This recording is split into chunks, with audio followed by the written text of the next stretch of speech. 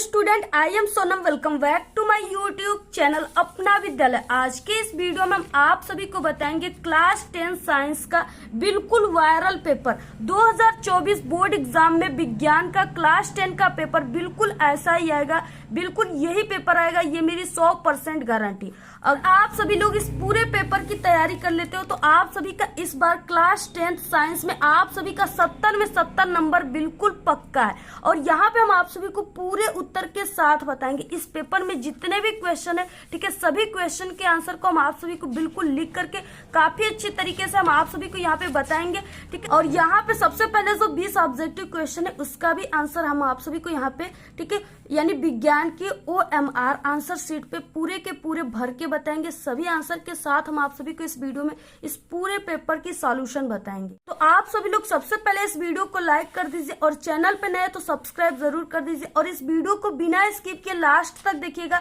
तभी आप सभी को ये पूरा पेपर काफी अच्छे तरीके से समझ में आएगा, ठीक है। जितने भी ये पेपर में क्वेश्चन दिए सभी क्वेश्चन बिल्कुल वायरल है, हर साल आप सभी के एग्जाम में आते हैं और ये पूरा पेपर ही आप सभी के 2024 बोर्ड एग्जाम में आएगा। तो यहाँ पे देखिए, सबसे पहले आप सभी को यहाँ पे अपनी 10 अंकों का अनुक्रमांक डालना है, यानी रोल नंबर जो भी आप लोग यहाँ पे लिख दीजिएगा, ठीक है। और यहाँ पे आप लोग अपना नाम लिख दीजिएगा और ये जो है यहाँ पे संकेतांक है साइंस के पेपर का, आप सभी का 2024 बोर्ड का जो पेपर रहेगा उसका 829 DG रहेगा या संकेतांक, ठीक है। और यहाँ पे जो आप सभी को साइंस के पेपर में आपको समय मिलेगा वो 3 घंटे 15 मिनट का समय आपको मिलेगा, ठीक है। और यहाँ पे ये पूर्णांक 70 का, यानी आप सभी का विज्ञान का पेपर क्लास 10 का पूर्णांक 70 का होगा, इसमें आप सभी लोग को नंबर लाना होगा। तो यहाँ पे सबसे पहले देखिए निर्देश दिया है, सबसे पहले इसको पढ़ना काफी इंपॉर्टेंट है। तो यहाँ पे प्रारंभ के जो 15 मिनट, यहाँ पे 3 घंटे 15 मिनट का समय आप सभी को मिला है। तो ये जो 15 मिनट है आप सभी को इस 15 मिनट में इस पूरे प्रश्न पत्र को पढ़ना है, ठीक है। नेक्स्ट क्या है, प्रश्न पत्र जो है वो 2 खंडों में विभाजित है, खंड अ और खंड ब में विभाजित है, ठीक है। खंड अ जो है तथा खंड ब जो है वो 3 उपखंडों में विभाजित है, उपखंड क, उपखंड ख, उपखंड ग में विभाजित है, यानी फिजिक्स, केमिस्ट्री, बायोलॉजी, साइंस के जो 3 पार्ट है। इसके बाद नेक्स्ट प्रश्न पत्र के खंड अ में जो है वो बहुविकल्पी प्रश्न है, यानी 20 ऑब्जेक्टिव क्वेश्चन है, पर क्वेश्चन 1 नंबर का, 20 क्वेश्चन 20 नंबर के हैं, जिसमें से आपको सही विकल्प का चयन करके आप सभी को OMR सीट पर सही विकल्प वाले गोले को पूर्ण रूप से काला करना है, ठीक है। और आपको डार्ट पेन का यूज करना है, काला या नीले पेन का, आपको इस OMR सीट को भरने के लिए। अभी हम आपको पूरा भर के बताएंगे। इसके बाद नेक्स्ट है यहाँ पे सभी प्रश्न जो है, यानी खंड ब में जो है वर्णनात्मक प्रश्न है, यानी वर्णनात्मक प्रश्न फर्स्ट और वर्णनात्मक प्रश्न सेकंड, ठीक है। तो वर्णनात्मक प्रश्न जो फर्स्ट है वो 4 नंबर में है और जो सेकंड है वो लॉन्ग क्वेश्चन है 6 नंबर में है। इसके बाद नेक्स्ट है आपको प्रत्येक प्रश्न के सम्मुख उसके अंक निर्धारित है, ठीक है। आप सभी को अंक को देखकर ही क्वेश्चन का आंसर लिखना है। इसमें क्या है, खंड ब के प्रत्येक उपखंड के सभी प्रश्न एक साथ हल करना आवश्यक है, प्रत्येक उपखंड नए पृष्ठ से प्रारंभ करना। देखिए ये आपको जानने के लिए काफी इंपॉर्टेंट है। जैसे आप सभी लोग, ठीक है, इसमें 3 खंड दिए हुए, जैसे आप लोग खंड अगर क का उपखंड क का आंसर लिख रहे हो सभी क्वेश्चन का, तो आप सभी को उपखंड क का आंसर उपखंड क में ही आपको ऊपर पहले लिख देना है कॉपी के, उपखंड क, उसका आंसर आप सभी को उपखंड क में ही लिखना है। ये नहीं कि उपखंड क का जो क्वेश्चन है उसका आप लोग आंसर उपखंड ख में लिख दिए। ऐसे लिखोगे तो टीचर को कॉपी चेक करने में काफी परेशानी आएगी और आपके नंबर भी कट सकते हैं। तो यहाँ पे देखिए सबसे पहले उपखंड क है, इसमें 20 ऑब्जेक्टिव क्वेश्चन है। पहला क्वेश्चन यहाँ पे दिया है, एक अवतल दर्पण की फोकस दूरी 10 सेंटीमीटर है, ठीक है, दर्पण की वक्रता त्रिज्या होगी। तो यहाँ पे देखिए सबसे पहले क्या है कि अवतल दर्पण की फोकस दूरी दिया हुआ है, ठीक है। और यहाँ पे अवतल दर्पण बोला है, यानी इसकी जो फोकस दूरी होगा वो माइनस में होगा, तो यह इक्वल क्या हो जाएगा यहाँ पे -10 सेमी, ठीक है। और ये अवतल दर्पण है इसलिए यहाँ पे माइनस रखा गया। और इसके बाद दर्पण की वक्रता त्रिज्या, यानी दर्पण की वक्रता त्रिज्या R इक्वल क्या हो जाएगा, क्वेश्चन मार्क, ये पूछ रखा है, ठीक है। तो आप सभी लोग दर्पण के सूत्र को जानते हो, वक्रता त्रिज्या से रिलेटेड वो क्या होता है, F बराबर R/2, ठीक है। जो फोकस दूरी होती है वो वक्रता त्रिज्या के आधी होती है। तो यहाँ पे R का मान ही पूछ रखा है, तो यहाँ पे ये जो 2 है ये क्या है, इस समय भाग में है और ये बराबर के इधर जाएगा तो क्या हो जाएगा, इंटू में हो जाएगा। तो यहाँ पे क्या हो जाएगा 2F इक्वल R, ठीक है, इस तरीके से। और यहाँ पे आप लोग इसको ऐसे ही लिख सकते हो, R इक्वल 2F। अब यहाँ पे देखिए आर इक्वल यानी यहाँ पे 2 है और यहाँ पे क्या है, यफ का मान कितना दिया हुआ है 10 सेमी, तो यहाँ पे -10 सेमी इस तरीके से, ठीक है। और आर इक्वल क्या हो जाएगा यहाँ पे 10 का इसमें हो जाएगा -20 सेमी, ठीक है। तो यानी वक्रता त्रिज्या यहाँ से कितना निकल कर आ गया, -20 सेमी। तो यहाँ पे कौन सा ऑप्शन राइट है, तो यहाँ पे देखिए ऑप्शन यहाँ पे बी राइट है, ठीक है, -20 सेमी। इसके बाद नेक्स्ट क्वेश्चन दिया हुआ है यहाँ पे निकट दृष्टि दोष में, यानी निकट दृष्टि दोष में क्या होता है, ऑप्शन दिया है पास की वस्तु साफ नहीं दिखाई देती, ये गलत है, ठीक है, क्योंकि पास की वस्तु साफ दिखाई देती है। दूसरा है कि दूर की वस्तु साफ नहीं दिखाई देती, ये ऑप्शन राइट है, ठीक है, क्योंकि क्या होता है जब यहाँ पे निकट दृष्टि दोष में जो होता है पुतली की आकार जो होता है वो बढ़ जाता है, ठीक है, जिससे प्रतिबिंब जो है वो रेटिना पे बनने के बजाय रेटिना से थोड़ा दूर आगे बनता है, ठीक है। तो ये क्या है, यानी इससे क्या होता है कि दूर की वस्तु जो है वो व्यक्ति को साफ दिखाई नहीं देता है। यहाँ पे देखिए जैसे यहाँ पे हम आपको कुछ यहाँ पे डायग्राम के माध्यम से इस तरीके से समझा दे, और देखिए आप लोग इस वीडियो को ज्यादा से ज्यादा अपने सभी दोस्तों में शेयर कीजिएगा, ठीक है। जितने भी इसमें पेपर में क्वेश्चन थे सभी वायरल क्वेश्चन है और आपके एग्जाम में 100% पक्का आएंगे, इसलिए। और यहाँ पे हम आपको पूरे आंसर के साथ बता रहे, काफी मेहनत कर रहे हैं आप लोग भी। वीडियो को लाइक कीजिएगा और वीडियो को शेयर कीजिएगा। तो देखिए यहाँ पे हमने क्या किया, अनंत से यहाँ पे 2 किरणें डाले, एक यहाँ से डाले, ठीक है। तो यहाँ से क्या हुआ, ये दर्पण से टकराने के बाद इस तरीके से चला आया, और इसके बाद यहाँ से भी हमने 1 किरणें डाला इस तरीके से, और ये क्या है, ये नेत्र है, ठीक है, नेत्र गोलक है। अब इस तरीके से यहाँ पे आया, और ये भी क्या हुआ, इस तरीके से यहाँ पे चलाया, और रेटिना जो है यहाँ पे है, ये क्या है, रेटिना है। अब क्या हुआ, अब यहाँ पे जो प्रतिबिंब बन गया, यानी जो दोनों किरणें जहाँ पे मिलेंगी उसी जगह वस्तु का प्रतिबिंब बनेगा। तो यहाँ पे दोनों किरणें मिल गई, यानी यहाँ पे P बिंदु पर, तो यहाँ पे वस्तु का प्रतिबिंब तो रेटिना से थोड़ा आगे ही बन गया ना, यहाँ पे रेटिना पर ये बनता है तो क्या होता है, स्पष्ट दिखाई देता, लेकिन ये रेटिना से पहले ही बन गया है। तो यहाँ पे क्या हो गया, यहाँ पे इस तरीके से यहाँ पे बन गया। यही कारण क्यों बना, क्योंकि ये जो नेत्र का गोलक है इसका व्यास बढ़ गया है, ठीक है, इसके व्यास क्या हो गए, बढ़ गए हैं, और इसके जो वक्रता केंद्र है वो अधिक हो गया है, फोकस, जिसके कारण फोकस दूरी जो है वो कम हो गया है। जिस व्यक्ति के आंखों में निकट दृष्टि दोष है, ठीक है, तो उनको दूर की वस्तु साफ नहीं दिखाई दे रही है, तो उसके लिए उनको अच्छी दिखाई दे, स्पष्ट दिखाई दे, इसके लिए उनको कौन से लेंस का यूज करना होगा उनके चश्मे में, ठीक है, तो वो अवतल लेंस का यूज करना होगा। जैसे यहाँ पे हम आपको बता दें इस तरीके से, ये क्या है, ये नेत्र गोलक है, ठीक है, इस तरीके से आपको नेत्र गोलक बनाना है। और यहाँ पे हम आपको डायग्राम के माध्यम से समझा रहे हैं, लेकिन आप सभी को ये सब ऑब्जेक्टिव क्वेश्चन में ये डायग्राम वगैरह नहीं बनाना है, ठीक है। तो इस तरीके से क्या करना है, यहाँ पे इस तरीके से आ रही है किरणें, और यहाँ पे इस तरीके से एक किरण आ रही है, इस तरीके से ये लंब है। अब यहाँ पे क्या है, यहाँ पे हमको अवतल लेंस लगाना होगा। अवतल लेंस ऐसे होता है, ठीक है, यानी किनारों पर मोटा और बीच में पतला होता है। यहाँ पे किनारों पे क्या है, इसकी चौड़ाई अधिक है और बीच में ये पतला है, तो ये क्या है, अवतल लेंस है।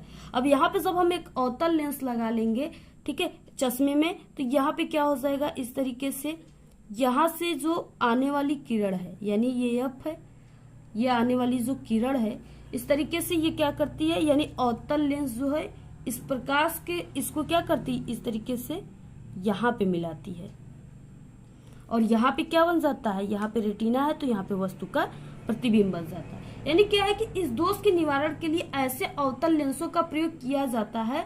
अनंत पर रखी कोई भी वस्तु से चलने वाली प्रकाश की किरणें, ये क्या है, अनंत है, ठीक है, अनंत पे रखी कोई भी वस्तु से चलने वाली जो प्रकाश की किरणें है वो इस लेंस से निकलने पर, यानी ये जो लेंस है इससे निकलने पर क्या हो रहा है, इस लेंस से निकलने पर नेत्र के दूर बिंदु, यानी यफ जो है, यहाँ पे दूर बिंदु क्या है, नेत्र ये है, ये नेत्र है, इसके दूर बिंदु यफ है, इससे आती हुई प्रतीत हो रही है। यानी यहाँ पे क्या हो रही है, ये आती हुई किरणें प्रतीत हो रही है, तब ये किरण नेत्र के द्वारा अपवर्तित होकर रेटिना पर प्रतिबिंब बनाती है, और वस्तु क्या होता है, स्पष्ट, वस्तु का जो प्रतिबिंब है वो स्पष्ट दिखाई देने लगता है। कि OMR आंसर शीट में इसका आंसर आपको कैसे लिखना है, तो सबसे पहले यहाँ पे क्या है, प्रश्न पत्र मार्का सीरीज, इसमें आपको पहला अक्षर और दूसरा अक्षर, यानी ये संकेतांक जो है यहाँ पे DG जो है इसको आपको भरना है, तो यहाँ पे हो जाएगा D और इसमें हो जाएगा G, ठीक है। ये आपको क्या करना है, ब्लू पेन से डार्क पेन से भरना है या ब्लैक पेन से। हम यहाँ पे पेंसिल से भर रहे हैं, ठीक है। अब यहाँ पे इसमें डी कहाँ है, इसको आपको इस तरीके से भर देना है गोले को, और इसमें जी कहाँ है, उस गोले को आपको भर देना है। तो यहाँ पे इस तरीके से भरना है। और इसके बाद देखिए यहाँ पे क्या हो जाएगा, यहाँ पे अपना आपको सिग्नेचर करना है।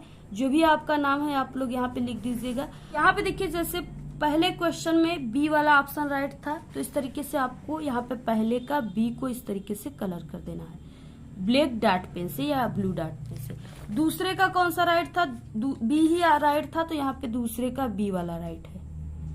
इस तरीके से आपको पूरा ऐसे ही भर देना है। जितना भी हम यहाँ पे आंसर बताएंगे सबको आपको ऐसे ही भरना है। इसके बाद देखिए नेक्स्ट है विद्युत धारा का एसआई मात्रक होता है। तो विद्युत धारा का जो एसआई मात्रक होता है वो एम्पियर होता है। ऑप्शन सी राइट है। तरीके से यहाँ पे चौथा क्वेश्चन दिया, एक दर्पण में फोकस दूरी तथा वक्रता त्रिज्या में संबंध होता है, ठीक है। तो यहाँ पे देखिए जो गोली दर्पण की फोकस दूरी होता है वो उसकी वक्रता त्रिज्या के क्या होता है, आधा होता है। तो यहाँ पे कौन सा ऑप्शन राइट हो जाएगा, यहाँ पे डी, एफ इक्वल क्या हो जाएगा, आर बाई यहाँ पे 2। नेक्स्ट है यहाँ पे 5 क्वेश्चन, वक्रता त्रिज्या का मात्रक है। तो देखिए वक्रता त्रिज्या जो है उसको मीटर में, सेमी में, मिमी में, किसी में भी नाप सकते हैं, सभी में नाप सकते हैं, ठीक है। तो यहाँ पे ऑप्शन डी राइट है। इसके बाद यहाँ पे नेक्स्ट क्वेश्चन है 6, दिया है 5 ओम प्रतिरोध तार को 5 बराबर टुकड़ों में काटने पर प्रत्येक टुकड़े का प्रतिरोध होगा, ठीक है। तो यहाँ पे सबसे पहले ये जो तार है ये कितना इसका लंबाई है, तो यहाँ पे इसका लंबाई जो है वो 5 ओम, यानी ये 5 ओम का है, ठीक है। ये 5 ओम हो गया और इसको 5 बराबर टुकड़ों में भाग जो है काट रहा है, यानी यहाँ पे क्या हो जाएगा, एक तार की जो लंबाई हो जाएगा वो यल बटे के 5 हो जाएगा, ठीक है। और यहाँ पे जो इसकी प्रतिरोधक रो जो है इसकी प्रतिरोधकता रहेगा, तो ये क्या है, ये बिल्कुल सेम रहेगा और इसकी क्षेत्रफल भी सेम रहेगा। और यहाँ पे सूत्र क्या होता है, आर इक्वल होता है यहाँ पे, ठीक है, रो एल बटे के ए।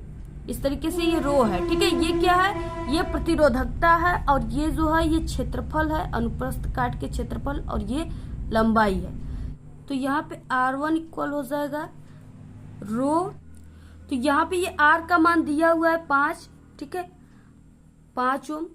और इस तरीके से यहाँ पे R1 इक्वल क्या हो जाएगा रो, और यहाँ पे यल का मान क्या रखेंगे, यल बटे के 5, ठीक है, और यहाँ पे ए। अब इस तरीके से देखिए यहाँ पे रो इंटू यल बटे के ए के प्लेस पे आप लोग क्या लिख सकते हो, यहाँ पे आर लिख सकते हो, ठीक है। और आर का मान कितना दिया है, 5 दिया है। तो यहाँ पे हो जाएगा R1 इक्वल, यहाँ पे आर लिख सकते हैं इसके जगह पे, ठीक है, यानी ये पूरे के जगह पर आप लोग यहाँ पे आर लिख सकते हो क्योंकि ये इसकी क्या है, बराबर है। तो यहाँ पे हो जाएगा आर बटे के 5। अब यहाँ पे ये आर का मान क्या दिया हुआ है, 5 दिया है, तो यहाँ पे हो जाएगा R1 इक्वल यहाँ पे 5 बटे के 5, ठीक है। तो यहाँ पे क्या हो जाएगा, यहाँ पे R इक्वल क्या हो जाएगा, 1 ओम, ठीक है, यानी यहाँ पे 1 ओम आएगा। 6 में ऑप्शन कौन सा राइट हो जाएगा, डी, ठीक है, 1 ओम। नेक्स्ट है क्वेश्चन 7, 1 किलोवाट घंटा में कितने जूल होते हैं। तो 1 किलोवाट घंटा में, ठीक है, 3.6 इंटू 10 के पावर 6 जूल होते हैं। ऑप्शन यहाँ पे डी राइट है। नेक्स्ट आ गया उपखंड ख, इसमें आप सभी की केमिस्ट्री से रिलेटेड, ठीक है, ऑब्जेक्टिव क्वेश्चन रहेगा। तो यहाँ पे 8वां क्वेश्चन है, निम्नलिखित में से उष्मा शोषी अभिक्रिया है। उष्मा शोषी का मतलब जो उष्मा को अवशोषित करता है, ठीक है, सोखता है। तो यहाँ पे कौन सा अभिक्रिया है, option D H2 plus I2, ठीक है। यहाँ पे रो इस तरीके से रिएक्शन करने के बाद यहाँ पे क्या प्राप्त हुआ, हो जाएगा तीर का निशान, ठीक है, यानी रिएक्शन करने के बाद यहाँ पे 2Hi माइनस 11.82 किलो कैलोरी। 9 अम्ल तथा क्षारक की परस्पर क्रिया से लवण तथा जल बनता है, तो ये अभिक्रिया क्या कहलाती है, ठीक है, जल अपघटन कहलाती है, संयोजन कहलाती है, उदासीनीकरण कहलाती है, या विद्युत अपघटन कहलाती है। तो ये उदासीनीकरण कहलाती है। ऑप्शन सी राइट है। नेक्स्ट है लोहे पर जंग लगना किस प्रकार की क्रिया है। तो देखिए लोहे पर जंग कब लगता है, यानी जब आप लोग लोहे को नमी में फेंक देते हो तो वो ऑक्सीकरण हो जाता है, ठीक है, जिससे लोहे पर क्या हो जाता है, जंग लग जाता है। तो ऑप्शन यहाँ पे क्या है, ए राइट है, ऑक्सीकरण के कारण। नेक्स्ट है 11 क्वेश्चन, किसी विलयन का पीएच मान, यानी यहाँ पे पीएच का जो मान दिया है वो 4 दिया है, पीएच मान दे दिया है। इसमें उपस्थित हाइड्रोजन आयन की सांद्रता, यानी यहाँ पे H प्लस की सांद्रता पूछ रखा है। तो यहाँ पे देखिए पीएच के सूत्र से क्या हो जाएगा, पीएच इक्वल माइनस log 10, ठीक है, कोष्टक में H+ यानी हाइड्रोजन आयन। अब यहाँ पे pH का मान दे दिया है, pH का मान कितना दिया है, यहाँ पे 4 दिया है, ठीक है। तो यहाँ पे 4 इक्वल हो जाएगा -log10 और यहाँ पे H+, इस तरीके से ये H+ है। अब देखिए यहाँ पे क्या हो जाएगा, इस log को हम इधर कर देंगे तो यहाँ पे क्या हो जाएगा प्लस में, और ये 4 को इधर कर देंगे तो यहाँ पे प्लस में, इधर जाएगा बराबर की इधर, तो ये माइनस में हो जाएगा। तो यहाँ पे हो जाएगा log10, ठीक है, log10 यहाँ पे H+ इक्वल यहाँ पे -4।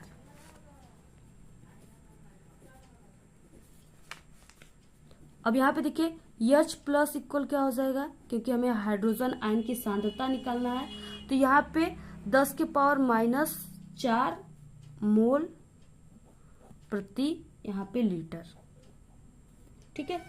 तो आप लोग इसको इस तरह से लिख सकते हो, 1 गुणित 10 के पावर -4 मोल प्रति लीटर, ठीक है।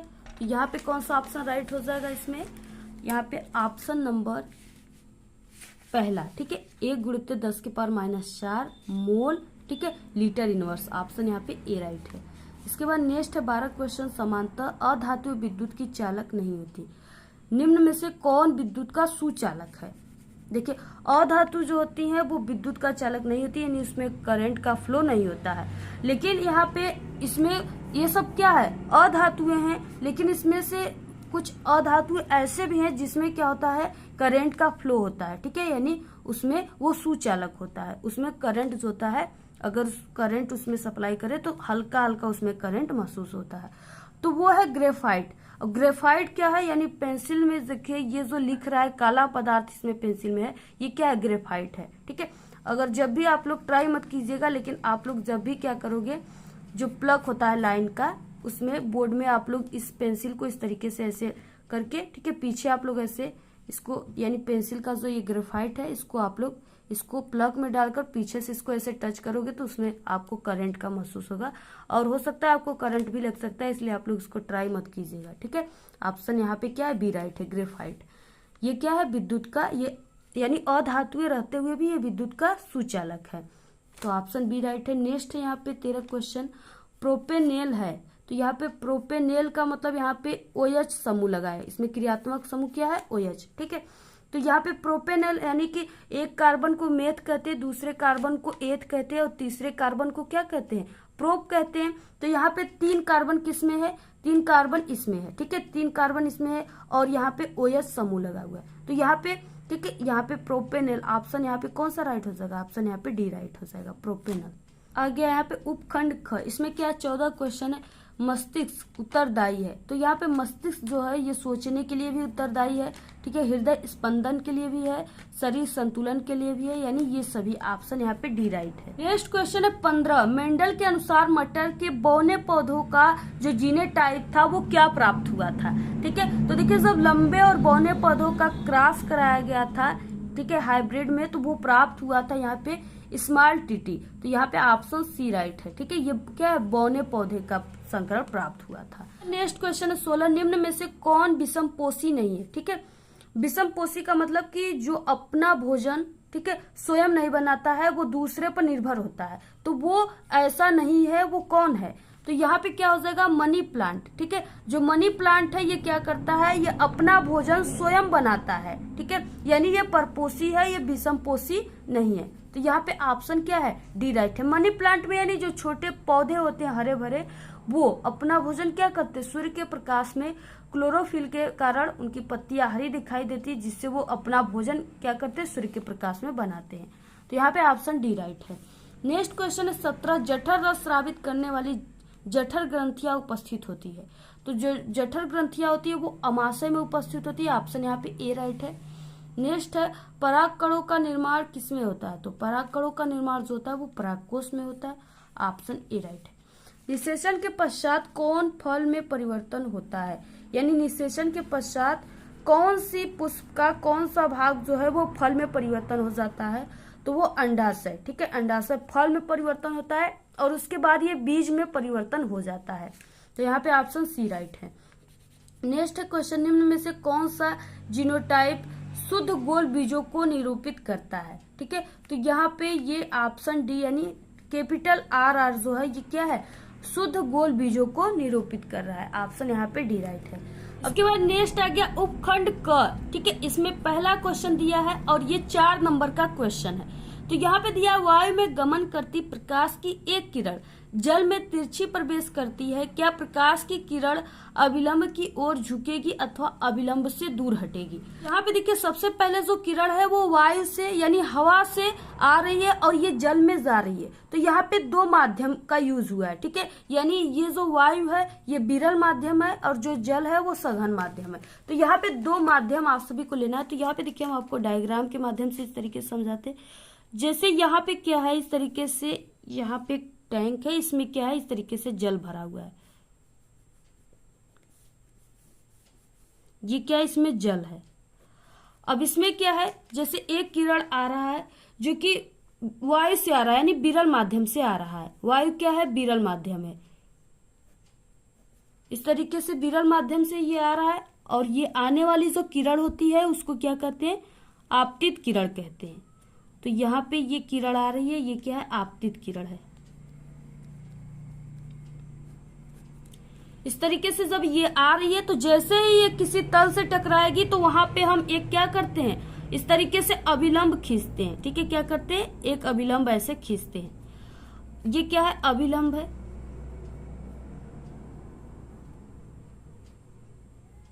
तो यहाँ पे देखिए अब यहाँ पे क्या है, ये जो आपतित किरण है ये क्या है, ये वायु से यानी कि विरल माध्यम से ये कहाँ पे जा रही है, सघन माध्यम में जा रही है।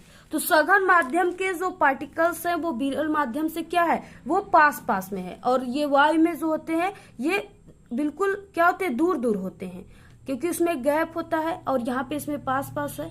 तो यहाँ पे देखिए जो यहाँ पे सघन माध्यम का अपवर्तनांक होगा वो क्या होता है, सघन माध्यम का अपवर्तनांक अधिक होता है तो इसकी जो वेग होगा यानी जो प्रकाश की चाल की वेग होगा वो कम होगा। जैसे यहाँ पे देखिए v इक्वल होता है c/n, ठीक है। यानी जिसका अपवर्तनांक अधिक होगा उसका वेग जो होगा वो क्या होगा, वो कम होगा। तो यहाँ पे देखिए ये जो विरल माध्यम से आने वाली जो आपतित किरण है जब ये सघन माध्यम में आएगी तो ये अभिलंब की ओर क्या हो जाएगी, झुक जाएगी। इस तरीके से क्या हो जाएगी, यहाँ पे अभिलंब की ओर ऐसे झुक जाएगी। यानी ये अभिलंब है, ये क्या है, अभिलंब है। इधर ये क्या हो जाएगी, ऐसे झुक जाएगी इस तरीके से, क्योंकि ये क्या है, सघन माध्यम है। तो ये सघन माध्यम है, इसके तरफ क्या हो गया, यहाँ पे ये जो किरण है ये झुक गई, झुक जाती है, ठीक है। यहाँ पे इसके बीच कोण जो बन रहा है यानी इसके बीच जो कोण बनेगा ये आपतन कोण है तो ये आई बनेगा और इसके जो बीच बनेगा वो आर बनेगा, ठीक है। और यहाँ पे देखिए ये जो यहाँ पे ये आपतित किरण जो कोण बना रही है ये क्या हो जाएगा, ये बड़ा हो जाएगा किससे, यहाँ पे परावर्तित किरण आर से।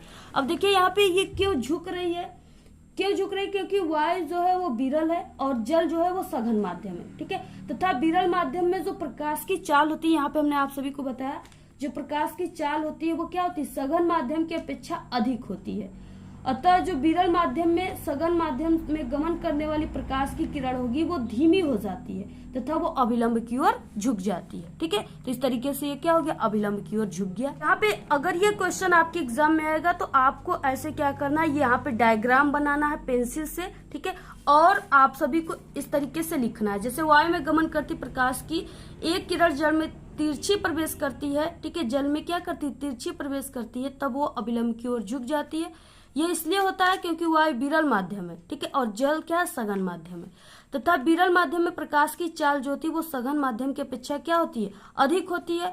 अतः विरल माध्यम में सघन माध्यम में गमन करने वाली प्रकाश की किरण क्या होती है, धीमी हो जाती है तथा अभिलंब की ओर झुक जाती है। तो आपको इस तरह से लिखना भी है और डायग्राम भी बनाना है, तब जाकर आपको 4 नंबर पूरे के पूरे मिलेंगे, ठीक है। टीचर 4 नंबर पूरे के पूरे आपको देंगे। इसके बाद नेक्स्ट दूसरा क्वेश्चन है, मानव नेत्र क्या है, ठीक है, इसकी क्रियाविधि को लिखिए। ये कितने नंबर का है? 4 नंबर का। तो ये हम आप सभी को मानव नेत्र का पूरे जितने भी यानी इसकी क्रियाविधि सभी इससे रिलेटेड जितने इंपॉर्टेंट क्वेश्चन है सभी हम आप सभी को बता देते हैं, क्योंकि सभी क्वेश्चन मानव नेत्र से यानी 3-4 क्वेश्चन आपके पेपर में आते हैं। ठीक है, तो यहाँ पे सभी क्वेश्चन आप लोग जान जाओगे तो आप लोग कोई भी क्वेश्चन आएगा उसको आसानी से लिख लेंगे। ठीक है, तो क्या हो जाएगा इसका आंसर? तो यहाँ पे देखिए ये मानव नेत्र है। ठीक है, और इसमें पुतली होते हैं, यहाँ पे आयरिस होता है, यहाँ पे कार्निया होती है। ठीक है, जली द्रव होता है और यहाँ पे लेंस होता है, यहाँ पे दृढ़ पटल रेटिना, ठीक है, यहाँ पे दृढ़ तंत्रिका और यहाँ पे ये पूरा कचाप द्रव्य भरा होता है। ठीक है, तो ये है पूरा मानव नेत्र, जो कि अगर आपके बोर्ड एग्जाम में आएगा तो आप लोग इसी तरह से बना लीजिएगा। ठीक है, तो यहाँ पे देखिए मानव नेत्र हो गया। अब इसके बाद ये जो कार्निया किसे कहते हैं, आयरिस, पुतली, ये सब किसे कहते हैं, अब हम ये जानेंगे। ठीक है, इससे पहले कि हम आप सभी को बता दें कि हमारे चैनल पे क्लास 10 की संपूर्ण तैयारी बोर्ड एग्जाम की कराई जा रही है। क्लास 10 हिंदी के सभी इंपॉर्टेंट क्वेश्चन बताए गए हैं। ठीक है, और सामाजिक विज्ञान के और भी इंपॉर्टेंट क्वेश्चन बताए गए हैं। आपको जिस टॉपिक पे वीडियो चाहिए आप लोग एक बार कमेंट कीजिए, हम आपको तुरंत वीडियो प्रोवाइड करा देंगे। तो यहाँ पे देखिए अब हम जानेंगे पुतली, आयरिस, कार्निया किसे कहते हैं। इसका नेत्र एक खोखले गोले के समान होता है, जिसका व्यास यहाँ पे ठीक है 25 मिमी होता है। ये भी आप लोग याद रखिए। यह बाहर से एक दृढ़ तथा अपारदर्शी श्वेत परत से ढका रहता है। इस परत को दृढ़ पटल कहते हैं। ठीक है, तो आप लोग इसे तैयार रखिए। नेक्स्ट है यहाँ पे कार्निया किसे कहते हैं, तो दृढ़ पटल के सामने का भाग यानी उभरा हुआ जो भाग होता है तथा पारदर्शी होता है। ठीक है, इसी को कार्निया कहते हैं। नेत्र में प्रकाश इसी भाग से होकर के क्या होता है, प्रवेश करता है। ठीक है, नेक्स्ट है आयरिस। अब आयरिस किसे कहते हैं, तो कार्निया के पीछे रंगीन ठीक है अपारदर्शी झिल्ली का पर्दा होता है, उसी को ही आयरिस कहते हैं, जो कि हम आप सभी को अभी आँख में बताए हैं। इसके बाद देखिए नेक्स्ट है पुतली या नेत्र तारा। आयरिस के बीच में एक छिद्र होता है जिसे पुतली अथवा नेत्र तारा कहते हैं। ठीक है, इसके बाद देखिए नेक्स्ट इसमें क्या है, यानी प्रोटीन का पारदर्शी तथा मुलायम पदार्थ का एक द्विउत्तल लेंस होता है जिसे नेत्र लेंस कहते हैं। नेक्स्ट यहाँ पे इसमें कुछ इंपॉर्टेंट पॉइंट है कि लेंस के पदार्थों का अपवर्तनांक लगभग 1.44 होता है। ठीक है, इसे भी आप लोग तैयार रखो। नेक्स्ट है यहाँ पे जली द्रव, यानी कार्निया तथा लेंस के बीच के भाग को ही नेत्रोद कहते हैं, यानी जली द्रव कहते हैं। और यहाँ पे इसका अपवर्तनांक 1.336 होता है। नेक्स्ट यहाँ पे दिया हुआ है रेटिना। तो यहाँ पे रेटिना किसे कहते हैं, ठीक है, काफ़ी इंपॉर्टेंट है। तो यहाँ पे रक्तक पटल के नीचे तथा नेत्र के सबसे अंदर ठीक है अंदर की ओर एक पारदर्शी झिल्ली होता है जिसे रेटिना कहते हैं।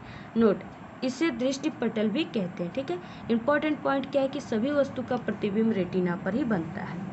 नेक्स्ट यहाँ पे पीत बिंदु किसे कहते हैं कि रेटिना के बीचों बीच एक पीला भाग होता है जहाँ पर बना हुआ प्रतिबिंब स्पष्ट रूप से दिखाई देता है। ठीक है, उसी को पीत बिंदु कहते हैं। नेक्स्ट यहाँ पे अंध बिंदु किसे कहते हैं, जिस बिंदु से दृष्टि नाड़ियाँ मस्तिष्क की ओर जाती है उस बिंदु को ही अंध बिंदु कहते हैं। ठीक है, इस बिंदु पर बनने वाला प्रतिबिंब दिखाई नहीं देता क्योंकि यहाँ पे प्रकाश नहीं जाते और इसकी सुग्राह्यता शून्य होती है। ठीक है, तो ये हो गया अंध बिंदु। तो यहाँ है मनुष्य का नेत्र का एक खोखले गोले के समान होता है। ठीक है, इसके बाद यहाँ पे हम आप सभी को बताए हैं ठीक है कार्निया। तो कार्निया क्या है कि रीढ़ पटल के सामने का भाग उभरा हुआ तथा पारदर्शी होता है, इसे ही कार्निया कहते हैं। यानी ये रीढ़ पटल है, इसके सामने का ठीक क्या है, यानी इसके सामने का ठीक भाग ये क्या है, कार्निया है। ठीक है, ये जो पार्ट है यहाँ पे नेत्र का ठीक है ये क्या है, कार्निया है। ये उभरा टाइप का है ना, तो ये कार्निया है। ठीक है, इसके बाद यहाँ पे पुतली किसे कहते हैं, तो हमने आपको बताया कि आयरिस के बीच में एक छिद्र होता है। ठीक है, यानी जो ये आयरिस है यहाँ पे ये जो काली वाली पट्टी है ये क्या है, आयरिस है। ठीक है, इसके बीच में ये क्या है, ये छोटी सी छिद्र है। ठीक है, यहाँ पे इसी को पुतली कहते हैं। ठीक है, और इसके बाद यहाँ पे नेत्र लेंस है। तो नेत्र लेंस ये जो है ये नेत्र लेंस है, यानी यहाँ पे ये लेंस है। ठीक है, ये जो पूरी है ये क्या है, नेत्र लेंस है। ठीक है, आयरिस के ठीक पीछे प्रोटीन का बना पारदर्शक तथा मुलायम पदार्थ और द्विउत्तल लेंस होता है जिसे नेत्र लेंस कहते हैं। यानी ये आयरिस के क्या है, या आयरिस दोनों इसके ठीक पीछे यानी यहाँ पे है। ठीक है, तो इसी को नेत्र लेंस कहेंगे। क्या कहेंगे, नेत्र लेंस। इसके बाद यहाँ पे देखिए हम आप सभी को बताएं जलीय द्रव्य कि यहाँ पे ये कार्निया तथा लेंस के बीच के भाग, यानी यहाँ पे कार्निया है, ठीक है, और यहाँ पे लेंस के बीच में जो ये खाली स्थान है वाइट कलर का, इसी को जलीय द्रव्य कहते हैं, ठीक है। इसके बाद यहाँ पे रेटिना, तो हमने यहाँ पे आप सभी को बताया कि रक्तक पटल के नीचे तथा नेत्र के सबसे अंदर, यानी नेत्र के क्या है सबसे अंदर भाग को रेटिना कहते हैं, ठीक है। तो ये हो गया रेटिना। रेटिना के बीचों बीच एक पीला भाग होता है, यानी रेटिना के ये बीचों बीच ये जो भाग है, ठीक है, इसी को पीत बिंदु कहते हैं, ठीक है। तो ये पूरी हो गया आँख का संरचना। इसके बाद आँख के द्वारा किस प्रकार से हमारे आँखों में प्रतिबिंब बनता है, अब उसका किरण आरेख, ठीक है। तो यहाँ पे रहा उसकी किरण आरेख पूरी, ठीक है। तो यहाँ पे देखिए किसी वस्तु से चलने वाली प्रकाश की किरणें, ठीक है, यहाँ पे किसी वस्तु से चलने वाली प्रकाश की किरणें सर्वप्रथम ये कहाँ पे जा रही है, कार्निया पे जा रही है, ये कार्निया है। तो यहाँ पे कार्निया पर आपतित होती है, फिर उसके बाद क्या हो जाती है, अपवर्तित होकर क्रमशः जलीय द्रव, नेत्र, लेंस तथा कचाप द्रव में से होती हुई कहाँ पे पहुँच गई, यहाँ पे रेटिना पर पहुँचती है, जहाँ पर वस्तु का वास्तविक उल्टा प्रतिबिंब बनता है। प्रतिबिंब के बनने का ये संदेश प्रकाश तंत्रिकाओं द्वारा मस्तिष्क में पहुँचता है, ठीक है, जिससे मस्तिष्क का अनुभव के आधार पर ये प्रतिबिंब हमें क्या होती है, सीधा दिखाई देती है। तो यहाँ पे ये पूरी प्रतिबिंब हमारे आँख के द्वारा यहाँ पे बना हुआ है, ठीक है। तो आप लोग इस किरण आरेख को भी स्क्रीनशॉट ले लीजिए और इसे बनाने की प्रैक्टिस कर लीजिए। नेक्स्ट क्वेश्चन है तीसरा, 2 ओम, 3 ओम तथा 6 ओम के 3 प्रतिरोधकों को किस प्रकार संयोजित करेंगे कि संयोजन का कुल प्रतिरोध पहला 4 ओम आएगा और दूसरा यानी बी 1 ओम आएगा, ठीक है। 4 नंबर का क्वेश्चन है ये बिल्कुल अनिवार्य है, देखिए अथवा नहीं, इसलिए आपको इम्पोर्टेंट न्यूमेरिकल भी हम बताते हैं आपको चैनल पे, तो आपको उसको भी सॉल्व करना है। तो यहाँ आप देखिए किस तरीके से अब आपको इसको सॉल्व करना है। तो सबसे पहले यहाँ पे जो 4 ओम है यानी ये तुल्य प्रतिरोध है, आपको 4 ओम प्रतिरोध क्या है प्राप्त करना है, ठीक है। 4 ओम प्रतिरोध क्या है, तुल्य प्रतिरोध है, इसी को आपको प्राप्त करना है कि हाँ किस तरीके से जो है ये आएगा।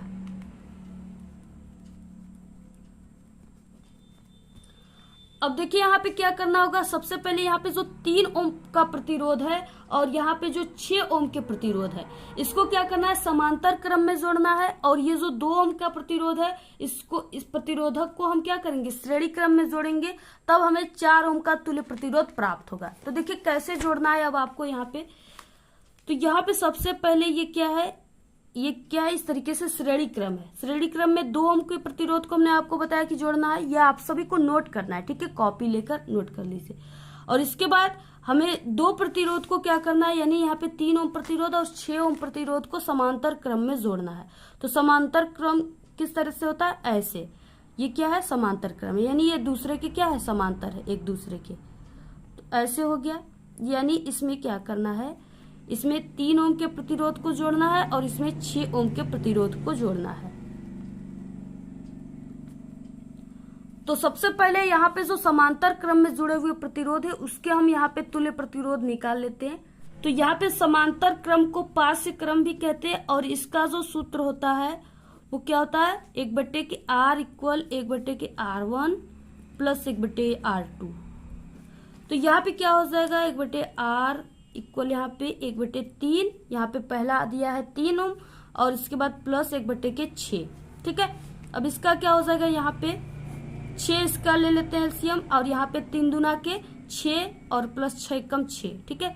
तो यहाँ पे 1/r इक्वल क्या हो जाएगा, यहाँ पे 1/r इक्वल हो जाएगा 3/6, ठीक है। तो यहाँ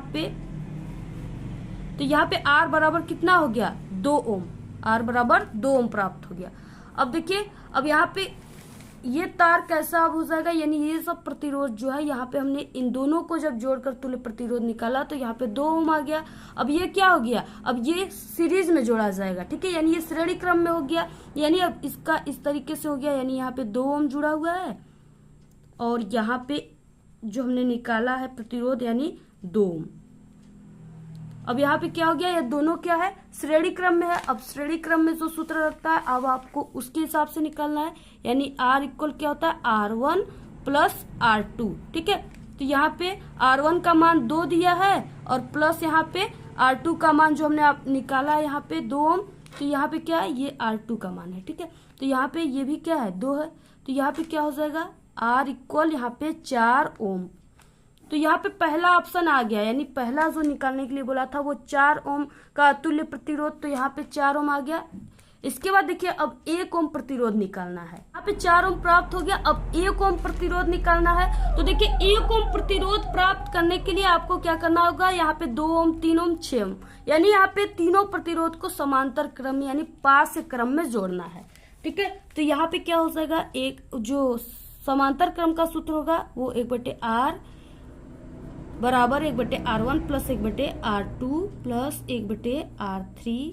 ठीक है, अब यहाँ पे क्या हो जाएगा, R1 का मान कितना दिया है, यहाँ पे 2 ओम, तो 1/2 प्लस R2 का मान 3 दिया है, 1/3 का मान दिया है 6। ठीक है, तो यहाँ पे अब देखिए यहाँ पे क्या हो जाएगा, 1/R1 बराबर हो जाएगा, यहाँ पे इसका 6 ले लेते हैं, तो यहाँ पे 2 तिहाई 6 और 3 दूना के 6। ठीक है, और प्लस यहाँ पे 6 एकम 6, तो यहाँ पे क्या हो जाएगा, टोटल जोड़ने पर 6/6। अब 6/6 बराबर यानी R/के क्या हो जाएगा, यहाँ पे 6/6 हो जाएगा। ठीक है, तो इसको काट देंगे तो यहाँ पे 1 ओम प्राप्त होगा।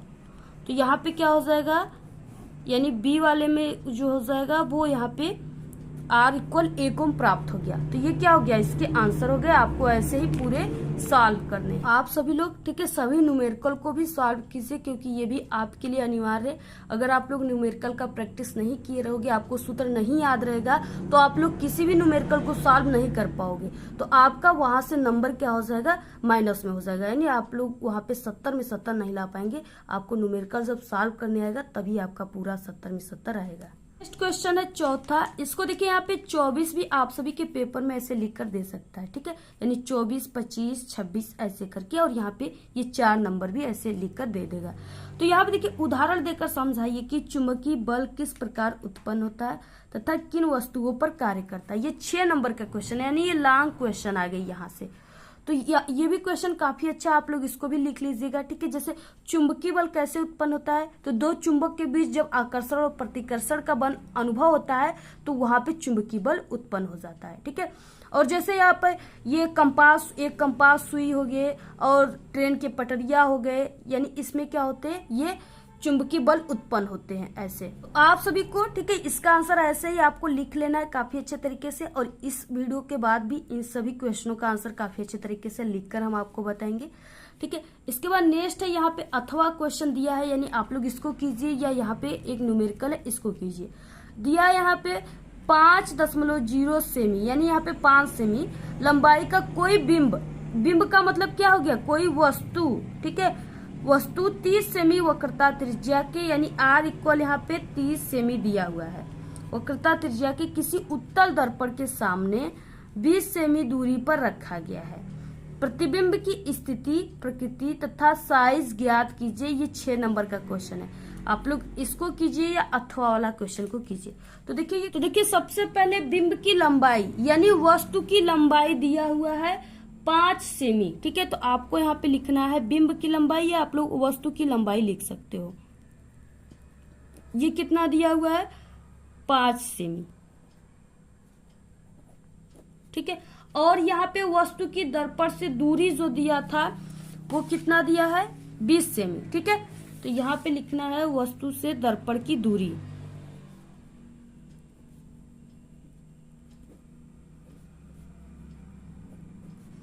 वो क्या हो जाएगा, U बराबर यहाँ पे ठीक है 20 सेमी, और यहाँ पे उत्तल दर्पण यानी -20 सेमी। और इसके बाद देखिए उत्तल दर्पण की वक्रता त्रिज्या कितना दिया था, यानी R इक्वल यहाँ पे दिया था 30, तो यहाँ पे हो जाएगा 30 सेमी। अब यहाँ पे इस तरीके से यहाँ पे देखिए अब वक्रता त्रिज्या दिया है, तो आप लोग ठीक है यहाँ पे फोकस दूरी को निकाल सकते हो। यहाँ पे फोकस दूरी को आप लोग कैसे निकालोगे, यहाँ से तो यहाँ पे हो जाएगा फोकस दूरी F इक्वल, आप लोग सूत्र जानते हो, R/2। ठीक है, अब यहाँ पे वक्रता त्रिज्या का मान कितना दिया है, 30, तो यहाँ पे F इक्वल यानी यहाँ पे 30 आप लोग रख दोगे बटे यहाँ पे 2, यानी यहाँ पे क्या हो जाएगा, F का मान यहाँ से फोकस दूरी का मान आ गया कितना, 15 सेमी। ठीक है, अब यहाँ पे आपको क्या ज्ञात करना है, प्रतिबिंब की स्थिति, मतलब प्रतिबिंब की दूरी आपको ज्ञात करना है कि कहाँ पे जाकर के जो प्रतिबिंब है वो बनेगा, कितनी दूरी पर बनेगा। तो यहाँ पे भी इक्वल क्या हो जाएगा, क्वेश्चन मार्क, यानी दर्पण से प्रतिबिंब की दूरी कितना है ये हमको ज्ञात करना है। तो यहाँ पे देखिए सूत्र क्या हो जाएगा, यानी दर्पण के सूत्र से इसको निकालेंगे। तो यहाँ पे दर्पण के सूत्र यानी 1/के भी प्लस 1/के यू इक्वल 1/के एफ हो जाएगा। तो यहाँ पे देखिए दर्पण के सूत्र से क्या हो जाएगा, 1/के भी का मान हमें ज्ञात करना है और प्लस यहाँ पे 1/यू का मान जो दिया है -20 दिया है, ठीक है। तो यहाँ पे हो जाएगा -20 और यहाँ पे इक्वल 1/एफ का मान जो दिया है, यहाँ पे देखिए जो हमने फोकस दूरी निकाला है ये यहाँ पे एफ इक्वल 15 सेमी, तो यहाँ पे क्या हो जाएगा 15, ठीक है। तो यहाँ पे 1/भी अपनी जगह पे है और इक्वल यहाँ पे ये जो 1/-20 है ये इधर चलाएगा, ठीक है। तो ये प्लस में हो जाएगा, तो यहाँ पे 1/15 प्लस 1/के यहाँ पे 20, ठीक है। यहाँ पे 1/भी इक्वल क्या हो जाएगा, इसका हम यहाँ पे 60 ले लेते हैं, इसकी एलसीएम। तो यहाँ पे क्या हो जाएगा, 15 चौके 60 होता है, तो यहाँ पे 4 हो जाएगा और यहाँ पे प्लस, ठीक है, 20 23 60 होता है, तो यहाँ पे क्या हो जाएगा 3। तो यहाँ पे क्या हो जाएगा 7/60 हो जाएगा। यहाँ पे भी का जो मान निकल कर आ गया वो 60/7, ठीक है, यहाँ पे सेमी आ गया। अब इसको यानी आप लोग इस तरीके से भी लिख सकते हो भाग देकर। तो यहाँ पे क्या हो जाएगा, अगर आप लोग इसको भाग देकर लिखेंगे तो यहाँ पे 7 का यानी भाग 60 में कितने बार जाएगा, तो ये 8 बार जाएगा, यानी 7 8 56 होता है। तो यहाँ पे कितना होता है 56, तो यहाँ पे 8 बार में चला गया। अब यहाँ पे देखिए दशमलव बढ़ेगा क्योंकि यहाँ पे 7 का 60 में गया 56 हो गया और इसके पास बचा 4, और 4 में क्या है, यहाँ पे 4 में नहीं जाएगा 7 का भाग, तो इसलिए यहाँ पे हमने दशमलव बढ़ाया, ठीक है। दशमलव बढ़ाकर 3 अंक तक आप लोग यहाँ पे 0 ले सकते हो।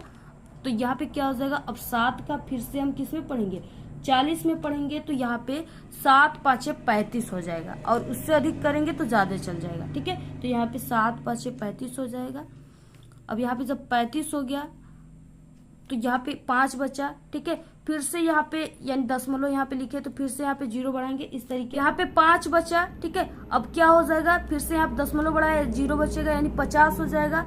7 का इसमें कितने बार जाएगा, 7 क्या होता है 49 होता है, तो यहाँ पे कितने बार गया 7 बार, ठीक है। तो यहाँ पे कितना निकल कर आ गया, यानी भी इक्वल आ गया यहाँ पे 8.57 सेमी, ठीक है। प्रतिबिंब की यहाँ पे दूरी निकल कर आ गया इतना। अब देखिए यहाँ पे भी का जो मान आया हुआ है ये प्लस में आया हुआ है, ठीक है, यानी कि यहाँ पे भी धनात्मक है, अतः प्रतिबिंब दर्पण के पीछे बनेगा। कितने दूरी पर, 8.57 सेमी दूरी पर बनेगा और वो आभासी रहेगा और सीधा होगा, ठीक है। यानी ये क्या हो गया, दर्पण यानी वस्तु की जो प्रतिबिंब की स्थिति हो गई कि इस तरीके से वो बनेगा। साइज वगैरह हमने आपको बता दिया, इसको आप लोग नोट कर लीजिए। तो यहाँ पे देखिए वस्तु की जो लंबाई है वो कितना दिया हुआ है, 5.0 सेमी, यानी इसको आप लोग 5 सेमी लिखोगे, ठीक है। तो यहाँ पे वस्तु की लंबाई दिया है, तो यहाँ पे प्रतिबिंब की भी लंबाई निकालना होगा। तो ये किस सूत्र से निकालना है, कैसे निकालना है, कौन सा सूत्र याद होना चाहिए, आवर्धन का सूत्र, ठीक है। आवर्धन का सूत्र क्या हो जाएगा, यहाँ पे आवर्धन के सूत्र से यम इक्वल हो जाएगा I/O, ठीक है, और यहाँ पे बराबर -V/U। अब इस सूत्र से निकालना है।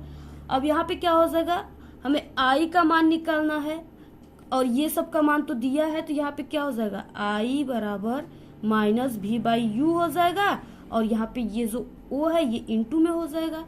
अब देखिए यहाँ पे V का मान हमने अभी निकाला हुआ है, V का मान कितना निकाले हम, माइनस यहाँ पे लगा हुआ है तो माइनस, और यहाँ पे 8.57 ये क्या था, भी का मान था, ठीक है। और यहाँ पे O का मान जो है वो मान यानी कि यहाँ पे वस्तु की लंबाई 5 है, तो यहाँ पे आपको 5 लिखना है इस तरीके से। और यहाँ पे ये जो U है इसका मान क्या है, 20 सेमी दूरी पर था, तो यहाँ पे क्या हो जाएगा 20 सेमी, ठीक है। तो यहाँ पे माइनस में रहेगा दूरी, तो यहाँ पे -20। अब देखिए यहाँ पे क्या हो जाएगा, सबसे पहले तो ये माइनस से माइनस कट जाएंगे और 5 एक कम 5 और 5 चौके 20, ठीक है, 5 चौके 20 हो गया। अब देखिए यहाँ पे 4 का 8 में कितने बार जाएगा, यानी 4 के 4, 4 दूना के 8, ठीक है, यानी यहाँ पे 2 बार जाएगा, 2 बार। और इसके बाद यहाँ पे दशमलव लगा है और 4 का फिर 5 में कितने बार जाएगा, 4 एकम 4, तो यानी 1 बार जाएगा इस तरीके से, ठीक है, ऐसे जाता रहेगा। यानी यहाँ पे कितना मान आ गया, यहाँ पे प्रतिबिंब की जो लंबाई आ गया वो आई इक्वल कितना हो गया, यहाँ पे 2.1 सेमी इतना आ गया, ठीक है। यहाँ पे क्या था कि यहाँ पे वस्तु की लंबाई 5 सेमी दिया था और इसकी प्रतिबिंब की जो लंबाई यहाँ से निकल कर आया है वो 2.1 सेमी आया है, यानी ये क्या है, ये 5 से छोटा है, यानी प्रतिबिंब जो बनेगा उसकी लंबाई जो होगी वो क्या होगी, वस्तु से छोटी होगी, ठीक है। तो इस तरीके से आप सभी को क्या करना है, सॉल्व करना है और इसकी जो प्रकृति हो जाएगा छोटा और ये सीधा प्रतिबिंब बनेगा, ठीक है। तो ये हो गया आंसर, आपको इसी तरीके से पूरा सॉल्व करना है, जैसे यहाँ पे हमने आप सभी को बताया उसी तरीके से आप सभी को क्या करना है, सॉल्व करना है पूरा। आ गया उपखंड ख, यानी केमिस्ट्री से रिलेटेड क्वेश्चन रहेंगे, ये 2 नंबर के क्वेश्चन है, 1-1 नंबर का क्वेश्चन है, ठीक है। तो यहाँ पे क्या है कि 5वां क्वेश्चन दिया है, 5वां का ए, कि निम्न समीकरणों को संतुलित कीजिए, यानी आपको यहाँ पे संतुलित करना है। और संतुलित आपको कैसे करना है यहाँ पे, तो देखिए संतुलित में आपको यही करना होता है कि इधर जो यहाँ पे यानी ये जो तीर की निशान है एरो, इधर जितने भी तत्व दिए हुए उसके जो यहाँ पे संख्या होनी चाहिए वो बराबर होनी चाहिए, ठीक है। यानी जितना इधर आप लोग तत्व लिए हो इस एरो की तीर के इधर, उतना ही तत्वों की संख्या इधर भी होनी चाहिए। यहाँ पे देखिए अब आपको संतुलित कैसे करना है, जैसे यहाँ पे क्या है, इधर सोडियम की संख्या कितनी है, 2 है, क्योंकि यहाँ पे 2 लगा हुआ है और इधर सोडियम की संख्या सिर्फ 1 है। तो यहाँ पे ही आपको क्या करना है, यहाँ पे अगर आपको सोडियम के आगे आप लोग 2 इस तरीके से करोगे तो यहाँ पे सोडियम की संख्या बैलेंस हो गई। लेकिन यहाँ पे क्या है, यहाँ पे जो हाइड्रोजन है इसकी संख्या क्या हो गई, जैसे यहाँ पे 2 हाइड्रोजन यहाँ पे है और 2 हाइड्रोजन यहाँ पे हो गया, क्योंकि यहाँ पे हमने 2 यहाँ पे लगाया सोडियम के आगे, तो इसमें जितने भी तत्व दिए सभी की संख्या 2 हो गई, ठीक है। तो यहाँ पे क्या हो गया, 2 यहाँ पे हाइड्रोजन, 2 यहाँ पे, 4 हाइड्रोजन हो गया। और यहाँ पे हमने 2 जब लिखा तो यहाँ पे ऑक्सीजन की संख्या भी 2 हो गई, ठीक है। तो यहाँ पे देखिए, यहाँ पे SO4 तो बिल्कुल बैलेंस है, लेकिन यहाँ पे 2 यहाँ पे जो ऑक्सीजन है वो एक्स्ट्रा ऑक्सीजन है, तो यहाँ पे हम कर देंगे 2H2O। तो यहाँ पे 2 दूना के 4, ठीक है, 4 हाइड्रोजन हो गया, 2 यहाँ पे और 2 यहाँ पे हो गया, यहाँ पे 2 लगाए तो 4 हाइड्रोजन। और ऑक्सीजन की संख्या यहाँ पे 2 यहाँ पे लिखे तो ऑक्सीजन की संख्या 2 था और यहाँ पे हमने 2 लिख दिया तो ऑक्सीजन की संख्या बैलेंस होगी। तो इस तरीके से आपको यहाँ पे 2 लगाना है सोडियम के आगे और यहाँ पे जल के आगे आपको। नेक्स्ट रिएक्शन में क्या है, इसको भी आपको बैलेंस ही करना है।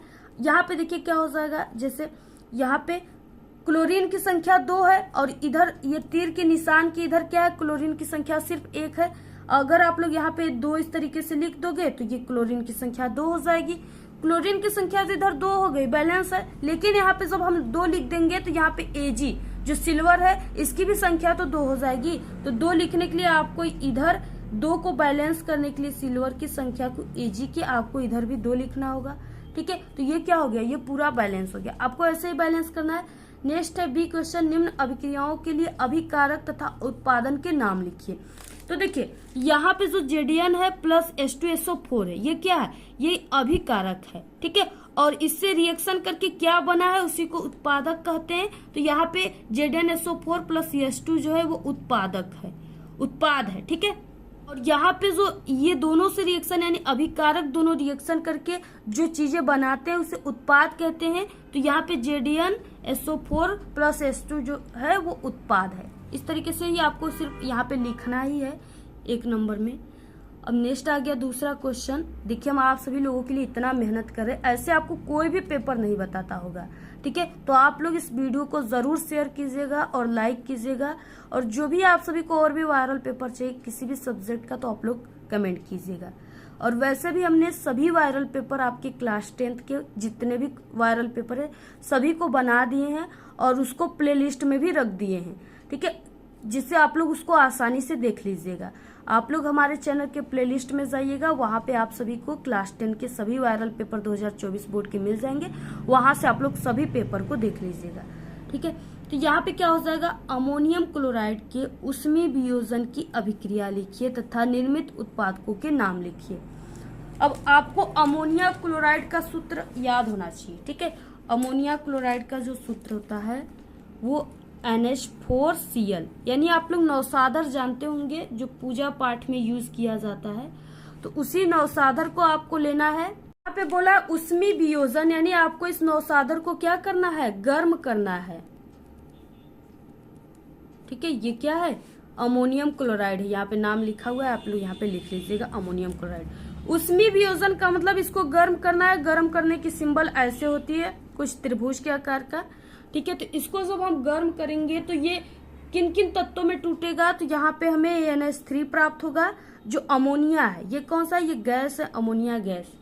और इसके बाद यहाँ पे, तो यहाँ पे अमोनिया लिख देते हैं हम, और प्लस यहाँ पे क्या प्राप्त होगा, HCl। ठीक है, किस तरीके से, अब देखिए जैसे यहाँ पे हमने यहाँ पे यहाँ पे 4 है तो इसको NH3 और यहाँ पे HCl इस तरीके से लिख सकते हैं। यानी यहाँ से एक हाइड्रोजन जब हम निकाल देंगे तो ये इधर अपने में टूट जाएगा और ये अलग हो जाएगा इससे HCl।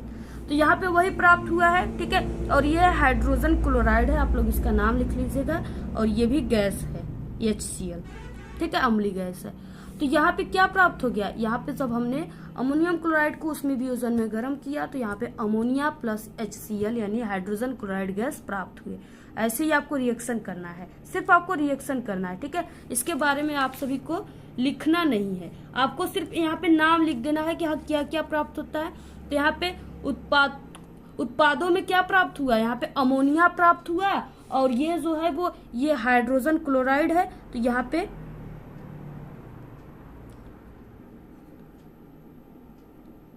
तो इस तरीके से ये हाइड्रोजन क्लोराइड हो गया, आपको यही लिखना है। छठवां क्वेश्चन। ठीक है, और इस पेपर में जैसे क्वेश्चन दिया है वैसे ही क्वेश्चन आपके पेपर में बोर्ड के आते हैं। ठीक है, ऐसे ही सरल क्वेश्चन नहीं आते, कठिन क्वेश्चन होते हैं। इसलिए आपको जितने भी इंपॉर्टेंट क्वेश्चन हम देते हैं उसको भी आपको डेली सॉल्व करना है।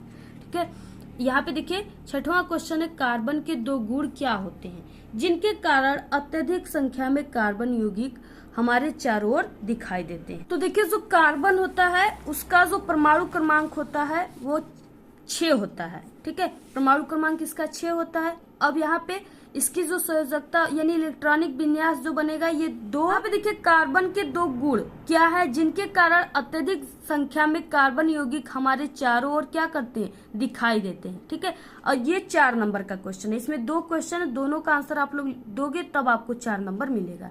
नहीं तो अगर आपको पहले ही सिर्फ यानी कार्बन के 2 गुण ही पता है तो आप लोग वही लिख दीजिए, आपको 2 नंबर मिलेंगे।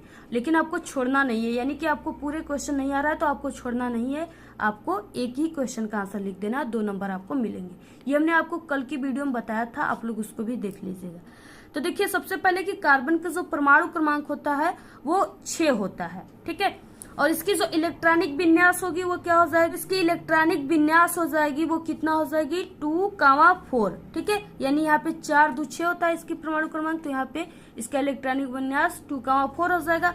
और इसकी जो बाहरी कक्षा है उसमें कितने हैं, 4 है इलेक्ट्रॉनों की संख्या। ठीक है, और तो यहाँ पे यानी इसके जो कार्बन की 4 संयोजकताएं होती है जिसको चतुस्संयोजकता कहते हैं। ठीक है, तो पहला इसका कार्बन का गुण क्या हो गया कि इसके चतुस्संयोजकता होते हैं, और दूसरा कि ये कार्बन परमाणु की जो श्रृंखलाएं होती हैं उसके कारण, ठीक है, इसके ये गुण होते हैं। यानी एक की कार्बन परमाणु की श्रृंखलाएं होती है अत्यधिक, और उसके बाद इसकी चतुस्संयोजकताएं होती। तो यहाँ पे चतुस्संयोजकता हो गया यहाँ पे, यानी बाहरी कक्षाओं में इसके 4 है, और इसको कितने चाहिए परमाणु और पूरे होने के लिए इसके यहाँ पे इसके ऑर्बिटल को 4 चाहिए। ठीक है, तो यानी इसके चतुस्संयोजकता होता है इसमें। तो इसके 2 गुण हो गए। अब देखिए यहाँ पे क्या है कि जिसके कारण अत्यधिक संख्या में कार्बन यौगिक हमारे चारों ओर दिखाई देते हैं। देखिए जितने भी चीज उपस्थित है, जैसे आप लोग देखते हो या जितने भी चीजें दुनिया में उपस्थित हैं उसमें ज्यादातर ऐसे भी चीजें हैं जिसमें जो होते हैं कार्बन की संख्या अत्यधिक होते हैं। ठीक है, जैसे क्या हो गया, कपड़ा हो गया तो कपड़े में भी कार्बन की संख्या अधिक हो गया, कार्बोहाइड्रेट हो गया, वसा हो गया, प्रोटीन हो गया, तो ये सब में भी कार्बन की संख्या अधिक होती है। ठीक है, जो भी है रबड़ हो गए, कुछ भी है, यानी सभी वस्तुओं में जो होते हैं अत्यधिक वस्तुओं में कार्बन की संख्या ही सबसे अधिक पाई जाती है। इसलिए जो है सबसे अधिक कार्बन की संख्याएं हमारे यौगिकों में चारों ओर दिखाई देती हैं। इसलिए अत्यधिक संख्या में कार्बन यौगिक हमारे चारों ओर दिखाई देती, सभी चीजों में जो है कार्बन की संख्या पाई जाती है। तो आपको ऐसे ही लिख लेना है आपको। इसके बाद नेक्स्ट आ गया यहाँ पे निम्नलिखित अभिक्रियाओं में अपचायक को पहचानिए, यानी इस अभिक्रिया में अपचायक कौन सा है। तो यहाँ पे देखिए पहला दिया है जैसे Fe2O3 प्लस 3CO, ठीक है, और यहाँ पे एरो तीर के निशान यानी रिएक्शन के बाद यहाँ पे 2Fe प्लस 3CO2 प्राप्त हुआ। तो इसमें आपको अपचायक को पहचाना, यानी जो तत्वों को अपचयित कर रहा है, ठीक है। तो यहाँ पे देखिए पहले क्वेश्चन में CO यानी कार्बन मोनोऑक्साइड जो है इसमें अपचायक का कार्य कर रहा है, जो Fe को क्या कर रहा है, अपचयित कर रहा है। और उसके बाद यहाँ दूसरे क्वेश्चन में क्या है, NH3 यानी जो ये अमोनिया है ये क्या कर रहा है, अपचायक का कार्य कर रहा है, ठीक है। तो इस तरीके से यहाँ पे आपको ऐसे ही लिखना है, सिर्फ यहाँ पे पहचाना है, यानी NH3 जो है यहाँ पे अपचायक का कार्य कर रहा है, आपको ऐसे ही क्या करना है, लिख देना है। और उसके बाद यहाँ पे जो Fe2O3 है यानी इसमें जो है यहाँ पे CO जो है यानी कार्बन मोनोऑक्साइड ये क्या कर रहा है, अपचायक का कार्य कर रहा है। तो यहाँ पे छठवें का पहला और यहाँ पे छठवें का दूसरा, ठीक है, दोनों मिलाकर ये 4 नंबर के क्वेश्चन है। नेक्स्ट है यहाँ पे 7वां क्वेश्चन, प्लास्टर ऑफ पेरिस बनाने की एक विधि लिखिए तथा इसकी जल के साथ क्रिया का रासायनिक समीकरण देना है, ठीक है। ये क्या है, 6 नंबर का क्वेश्चन। पहले देखिए यानी आप सभी को प्लास्टर ऑफ पेरिस का निर्माण का विधि लिखना है, ठीक है, यानी प्लास्टर ऑफ पेरिस कैसे बनता है, किन किन तत्वों को मिलाकर। तो देखिए जब कैल्शियम सल्फेट डाइहाइड्रेट, ठीक है, यानी इसको जिप्सम कहते हैं, जिप्सम को हम 120 डिग्री सेल्सियस ताप पर या यहाँ पे आप लोग 100 डिग्री सेल्सियस ताप पर भी आप लोग लिख सकते हो, ताप पर क्या करते हैं, जिप्सम को गर्म किया जाता है। तो निर्जलीकरण यानी इसमें से जिप्सम में से जल जो होता है निकल जाता है, तो वो उसी को निर्जलीकरण कहते हैं, जिस तत्वों में से जल निकलता है। तो निर्जलीकरण के द्वारा प्लास्टर ऑफ पेरिस का निर्माण होता है। अब देखिए इसमें सूत्र क्या हो जाएगा इसका, किस तरीके से रिएक्शन के माध्यम से इसका कैसे निर्माण हो रहा है। तो सबसे पहले आपको जिप्सम का सूत्र याद होना चाहिए। तो जिप्सम का सूत्र होता है CaSO4 × 2H2O, ठीक है, ये जिप्सम का सूत्र है। और इसका क्या हो रहा है, यानी यहाँ पे निर्जलीकरण हो रहा है, तो यहाँ पे 120 डिग्री सेल्सियस या आप लोग 100 डिग्री सेल्सियस भी लिख सकते हो, और 373 केल्विन ताप पे ये क्या हो जा रहा है, यानी यहाँ इसमें से जल निकल जा रहा है।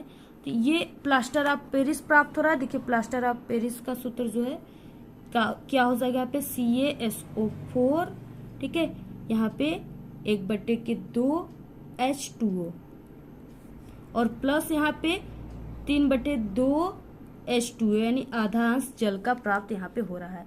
अब देखिए यहाँ पे इसको किस तरीके से, यानी यहाँ पे 1/2 3/2 किस तरीके से, यानी यहाँ भी आधा ही भाग है, ठीक है।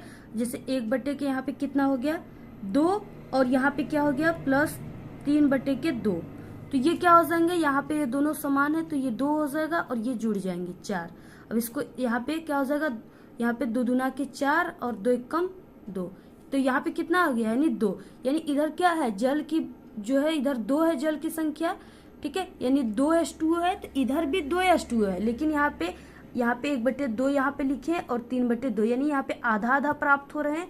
तो इस तरीके से आप सभी को यानी ये इसी तरीके से लिखना है, और समझने के लिए हमने आपको ये चीजें बता दी कि इधर जल की संख्या जो है वो 2 ही है, सिर्फ आपको ऐसे लिखना है, ठीक है। तो ये क्या हो गए, ये जो प्राप्त हो गया यहाँ पे ये क्या हो गया, प्लास्टर ऑफ पेरिस प्राप्त हो गया।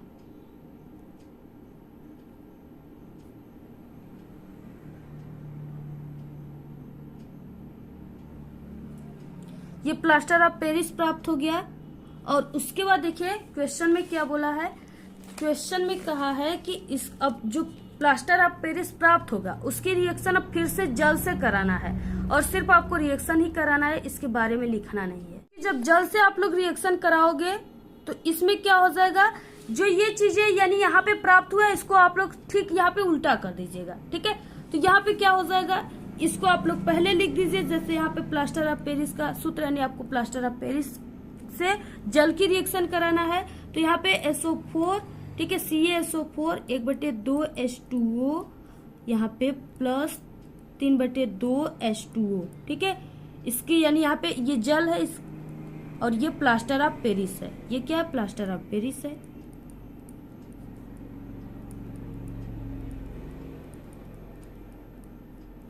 अब इसका ये जल से जब रिएक्शन कराएंगे तो फिर से हमें क्या प्राप्त होगा, जो यहाँ पे प्राप्त हुआ है जिप्सम वही होगा। तो यहाँ पे देखिए, जैसे आप लोग यहाँ पे लिख दीजिए CaSO4 × 2H2O।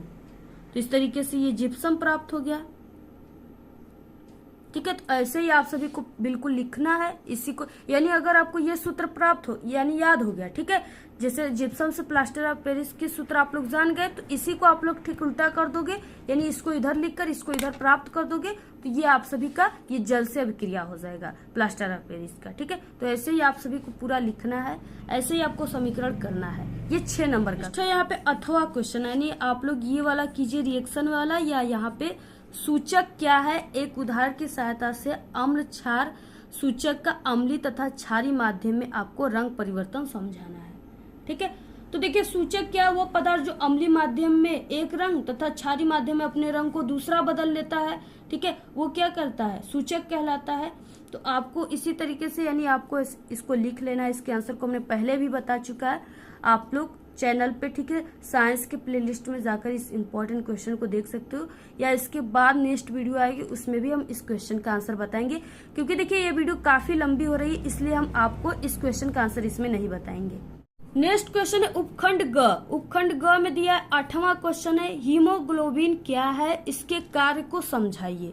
ठीक है, तो देखिए हीमोग्लोबिन के कारण ही जो रक्त होते हैं, ठीक है, जो ब्लड होते हैं वो लाल कलर के दिखाई देते हैं। ठीक है, तो इसी यानी वो किसके कारण लाल दिखाई देते हैं, हीमोग्लोबिन के कारण। और हीमोग्लोबिन में क्या पाई जाती है, तो इसमें लाल रक्त कणिकाएं पाई जाती हैं। ठीक है, जिसके कारण वो लाल दिखाई देता है। तो ये तो हो गया हीमोग्लोबिन, उसी को हीमोग्लोबिन कहते हैं। और इसके कार्य क्या हो गए, तो जो हीमोग्लोबिन है ये फेफड़ों और गिल के माध्यम से पूरे शरीर में ऑक्सीजन, ठीक है, ऑक्सीजन को पहुंचाने का कार्य करता है शरीर के सभी अंगों में। ठीक है, तो ये इसका कार्य होता है। नेक्स्ट है यहाँ पे 9वां क्वेश्चन, DNA प्रतिकृतिकरण जनन प्रक्रम का अनिवार्य भाग है क्यों। ये 4 नंबर के क्वेश्चन ये भी थे, तो इसका आंसर आप लोग लिख लीजिएगा। ठीक है, नेक्स्ट क्वेश्चन में बताएंगे। फिर उसके बाद आप लोग डेली चैनल को सब्सक्राइब करके डेली वीडियो को देखेंगे, तो उसी हम, ठीक है, वीडियो में साइंस के इंपॉर्टेंट क्वेश्चन में इसके आंसर को बता देंगे, आप लोग देख लीजिएगा। 10 क्वेश्चन है, दोहरे परिसंचरण पर संक्षिप्त टिप्पणी लिखी। ये भी 4 नंबर का क्वेश्चन है। नेक्स्ट है श्वासोच्छ्वास तथा श्वसन में विभेद कीजिए, यानी आपको अंतर यहाँ पे लिखना है। अंतर श्वसन तथा निश्वसन की क्रियाविधि का विस्तार से वर्णन कीजिए। 6 नंबर का क्वेश्चन है। अथवा अगर आप लोग इसको नहीं लिखोगे तो मेंडल के नियम क्या है, मेंडल ने 3 नियम दिया था, उसको लिखना है। और आपको यहाँ पे उपयुक्त आरेख की सहायता से समझाना है, और आपको यहाँ पे आरेख भी खींचना है। तो ये 6 नंबर का क्वेश्चन है। ठीक है, तो इस तरीके से ये आपका पूरा साइंस के पेपर हो गया। और इस पेपर में जितने प्रश्न थे सभी बिल्कुल वायरल प्रश्न थे। ठीक है, और ये सभी क्वेश्चन आपके पेपर में आएंगे।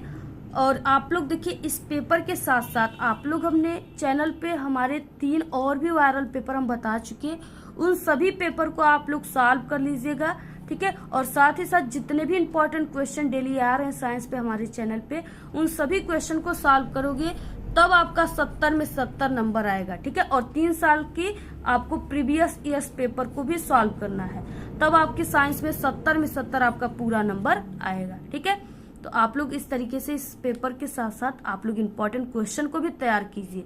ठीक है, तभी आप सभी के साइंस में 70 में 70 आपका नंबर आएगा। ये नहीं कि सिर्फ आप लोग इस पेपर को तैयार कर लिया और आपका 70 में 70 नंबर आ जाएगा।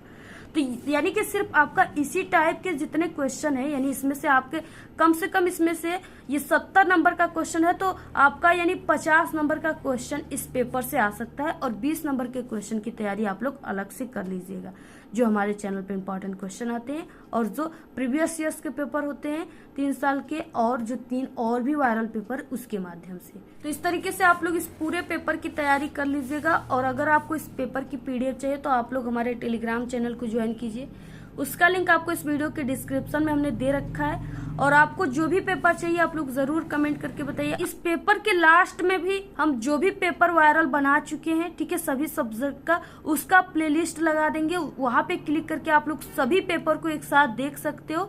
तो आप लोग लास्ट तक वीडियो और इसी वीडियो के लास्ट में ठीक है हम सभी वायरल पेपर की वीडियो की प्लेलिस्ट लगा देंगे, तो वहां से आप लोग ठीक है क्लिक करके सभी पेपर को साथ में देख लीजिएगा।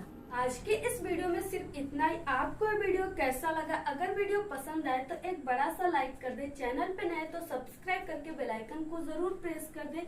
Thanks, all the very best, bye bye.